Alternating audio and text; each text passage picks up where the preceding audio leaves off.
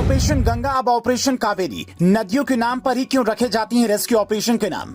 Sudan में फंसे 4000 भारतीयों को लाने का जिम्मा मोदी ने किस मंत्री को सौंपा कि मिनटों में रुक गई लड़ाई? पहले अमेरिका बनता था सीज फायर का अगुवा, अब भारत निभाता है फर्ज। फ्रांस, ब्रिटेन सब ताकते रहते हैं मुंह। अफ्रीकी देश सूडान में रहने वाला हर भारतीय परेशान है। उससे लग रहा है कि कब वो घर पहुंचेगा, क्योंकि वहां की पैरामिलिट्री और आर्मी के जवान ही आपस में भिड़ गए हैं। ये युद्ध इतना बड़ा रूप ले चुका है कि दुनिया के बड़े बड़े देशों को हस्तक्षेप करना पड़ा।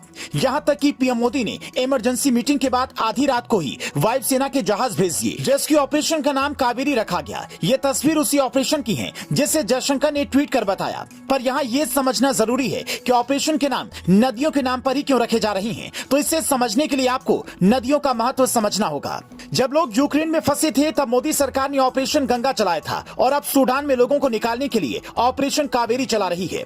इसके पीछे भी बड़ी वजह है। हिंदुस्तान में नदियों को मां के समान माना जाता है। उत्तर भारत में गंगा नदी की पूजा होती है, जबकि दक्षिण भारत में कावेरी को मां गंगा की तरह मानते हैं। और मां हर वक्त यही चाहती है कि बच्चा उसके पास ही रहे, किसी भी बुरे वक्त में उससे दूर ना हो। आप ये जानकर शायद हैरान हो जाएं कि इस ऑपरेशन को लीड करने की जिम्मेदारी केंद्रीय राज्य मंत्री वी मुरलीधरन को मिली है, जो दक्षिण भारत के बड़े नेता हैं।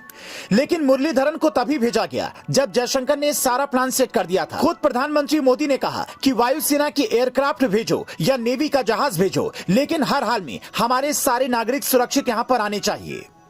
जिसके बाद आधी रात को प्लेन रवाना हुआ, सूडान पोर्ट पर पहुंचा और भारतीयों को लाने का ऑपरेशन शुरू हुआ। लेकिन सबसे बड़ी दिक्कत यह थी कि सूडान में 2 ही एयरपोर्ट हैं। ऐसे में एयरलिफ्ट कर लोगों को निकालना मुश्किल था, इसलिए नेवी का जहाज भेजा गया और लोगों को सऊदी के रास्ते यहां लाया जाएगा। ऐसे ऑपरेशन जब चलते हैं तो सुषमा स्वराज की याद खुद ब खुद आ जाती है। अपने दौर में उन्होंने कई ऐसे ऑपरेशन चलाए जिसे लेकर विदेशों में रहने वाले भारतीय उन्हें याद करते हैं। हालांकि सुषमा स्वराज से ज्यादा यहाँ आपके लिए ये जानना जरूरी है कि सूडान में आखिर बवाल क्यों मचा है।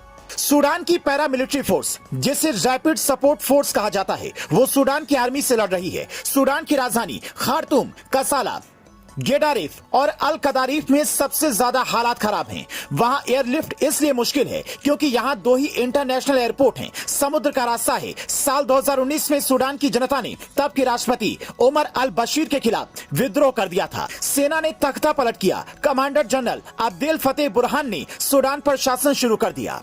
कहते कि उस वक्त रैपिड सपोर्ट फोर्स के प्रमुख जनरल मोहम्मद हमदान डगालो ने आर्मी की काफी मदद की थी, इसीलिए उन्हें प्रधानमंत्री बनाया गया। लेकिन तभी सरकार एक प्रस्ताव लेकर आई जिसके मुताबिक पैरामिलिट्री फोर्स को आर्मी में मिलाने की बात हुई और इसी बात को लेकर विरोध शुरू हो गया। अगर ऐसा हुआ तो फिर उसका चीफ कौन होगा? मतलब ये पूरी लड़ाई सेना और पैरामिलिट्री फोर्स के बीच की है, जिसके बीच जनता पिस रही है। हिंदुस्तान से भारी संख्या में लोग वहां पर कमाने जाते हैं, कई लोग वहां बस भी चुके हैं। ऐसे में ऑपरेशन कावेरी उन लोगों के लिए काफी मददगार साबित होने वाला है।